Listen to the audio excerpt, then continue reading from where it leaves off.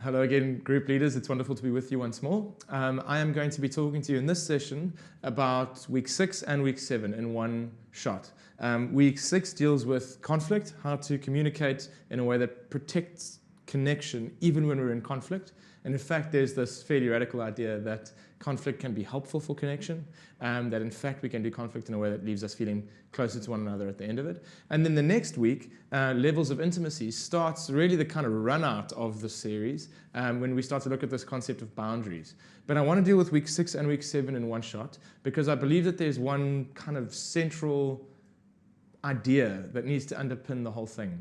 And so I think that the sessions will be fairly self-explanatory, the videos. I believe the questions are fairly easy as well, but I want to give you this thinking behind the scenes so that you have it in the back of your pocket.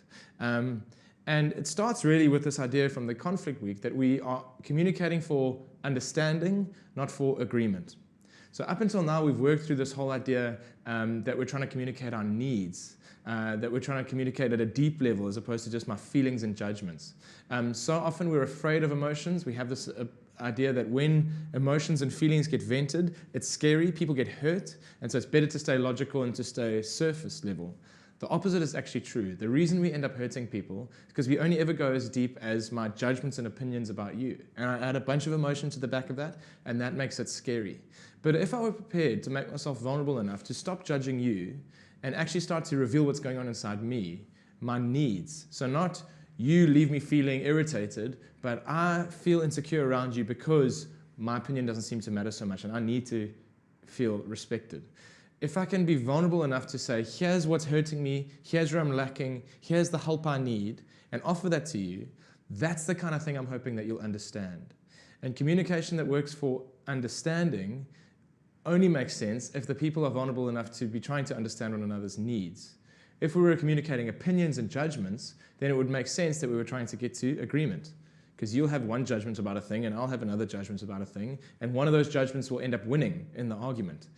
But if we start talking about needs, then it doesn't make sense for us to agree about needs. That's not the point of communicating needs. The point of communicating needs is so that you can understand that, and then I'll give you an invitation to meet those needs or not. But that is where this communicating for understanding fits in.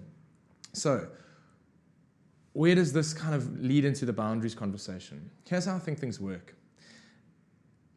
God commands us to forgive and to love, but he doesn't command us to trust. Just think about that for a second. Forgiveness is commanded. Love is commanded. Love one another. Forgive one another, or else kind of thing. God thinks it's really important for us. It's crucial to our health that we figure out how to take responsibility for keeping my love switched on towards people, and that I take responsibility to forgive people and to extend grace to them, essentially, so that I don't end up hurt. However, God does not command trust. God forgives you, but doesn't necessarily trust you. If you're faithful with little, you'll be entrusted with much. If you can be wise with worldly mammon and not enslaved to it, then you'll be entrusted with true riches in heaven. I believe my stewardship of my gift is what ends up getting me trusted with promotion in the kingdom of God.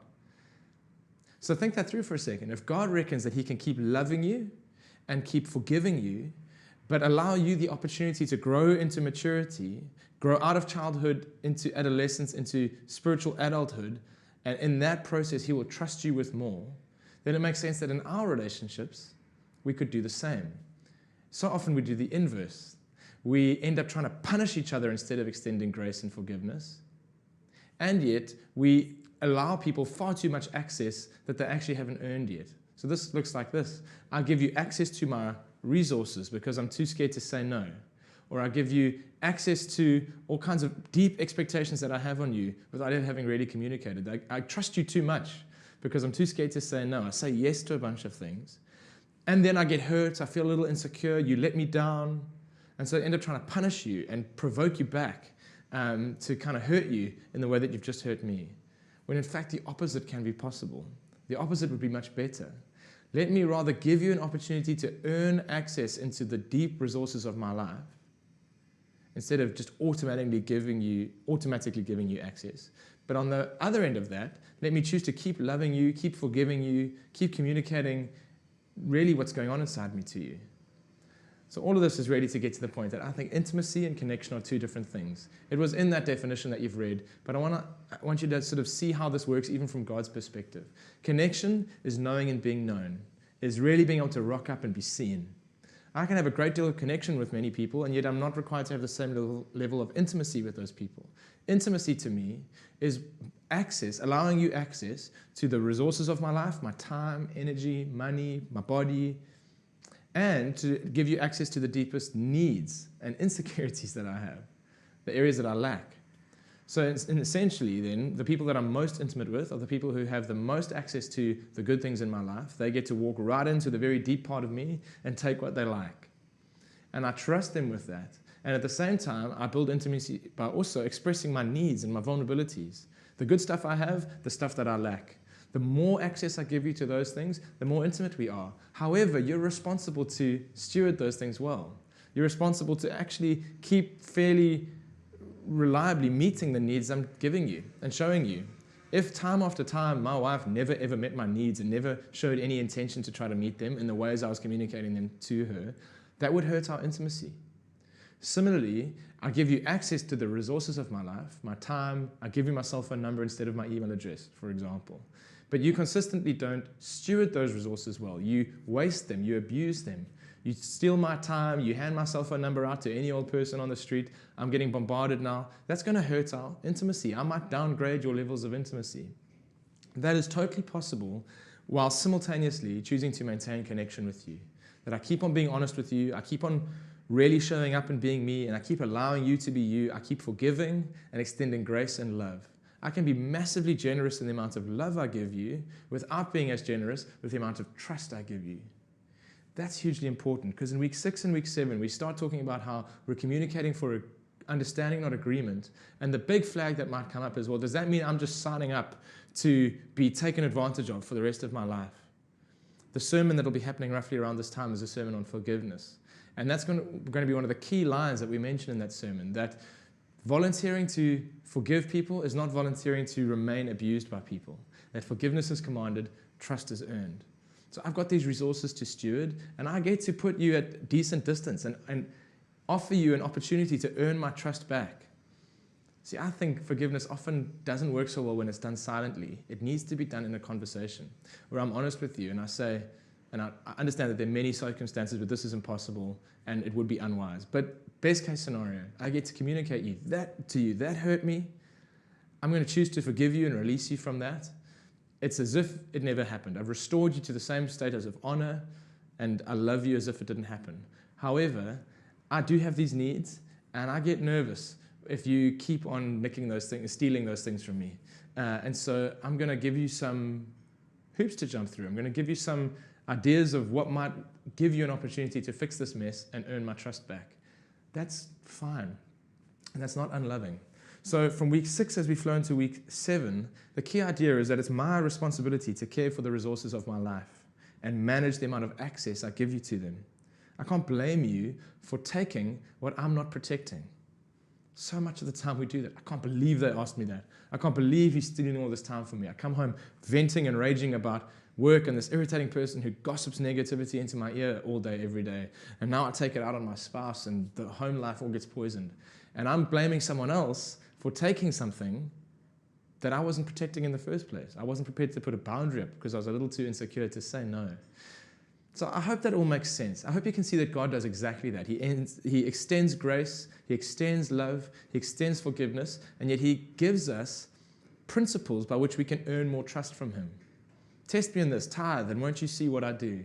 Hey, honor your father and mother so that it goes well with you and you have a long life. These are ways that God is saying, grow up into what's possible for you. You can live better. I'm honoring you and loving you as if it were already true of you. But I am going to give you some ideas of how you can turn into someone more mature who I can then promote and entrust with greater responsibility and greater blessing.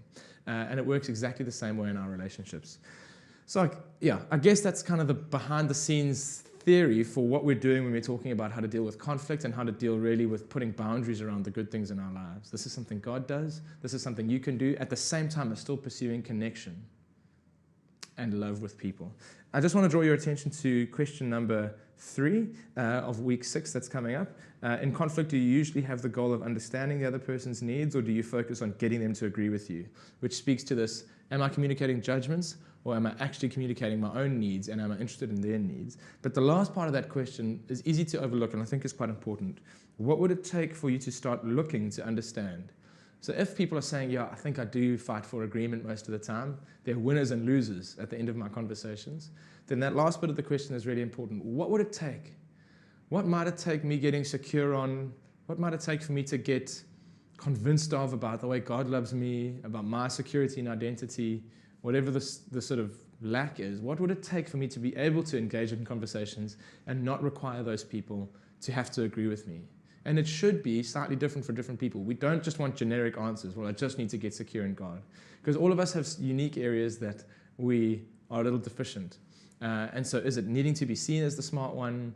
Is it a fear of relinquishing control to someone else?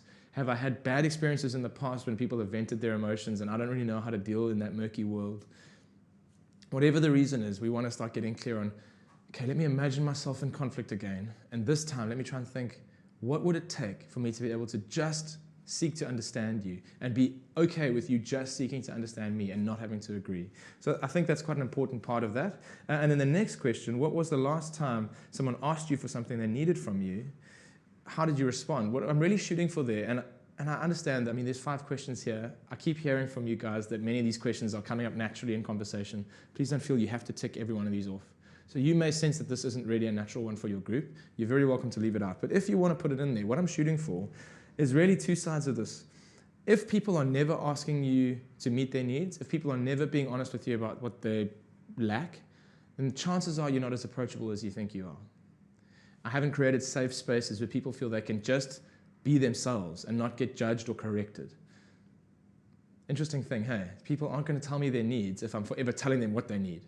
They're only going to tell me their needs when they feel like I'm someone who's actually open to just understanding, accepting, validating the things they're feeling. And then the back half of that question, I suppose, is also, so am I as approachable as I'd like to be?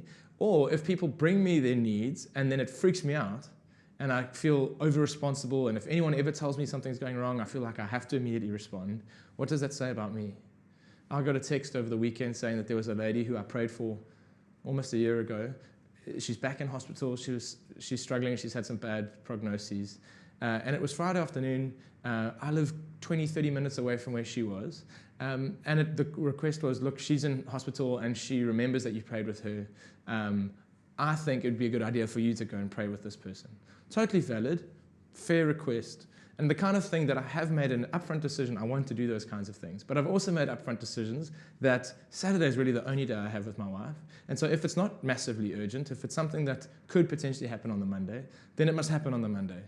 Because I valued this thing which is important, my marriage, over the other things, even though they seem urgent. So do people who make asks of me on the weekend get shouted at? No, which means that I'm still accessible enough for people to ask me things. But then am I secure enough to say, look, that sounds like a really noble thing to do. I'm only going to be able to get there on Monday. Will that be okay? In fact, not even really having to ask that last bit of the question, just saying, look, I'm going to manage me. And me right now needs time with my wife so that I can then preach on Sunday morning in good headspace. I'll be there on Monday. And I don't use that example to sound mean or ungenerous. I think the whole point is that we get to be radically generous. We get to love and forgive and extend grace and go above and beyond, but willingly, not under compulsion, not because someone else said I have to. So let all of that be in the back of your mind when you get to question 4, if you choose to get to question 4. And then when you roll into week 7, you'll see that a lot of this boundaries language really only makes sense if we can prove that God does this. Once we've proved that God can simultaneously impose boundaries and limit intimacy in some ways, limit access to resources, and yet at the same time love us radically, we'll start to see how it's possible for us to allow people to grow in intimacy with us and still maintain connection with them. Please let us know if any great things are happening in Life Group or Grow Group. If you're getting wonderful stories and wonderful testimonies, we'd love to hear from them. I know Vince at Father's House would love to hear those stories. I'm dying to hear them in Florida Road and Kloof and Salt Rock. We are hearing some, but hey, send those things back up the train so we can use them in sermons, etc. And please don't hesitate to ask if you need any help facilitating these conversations. But keep up the good work. By all reports, you're doing an amazing job. God bless.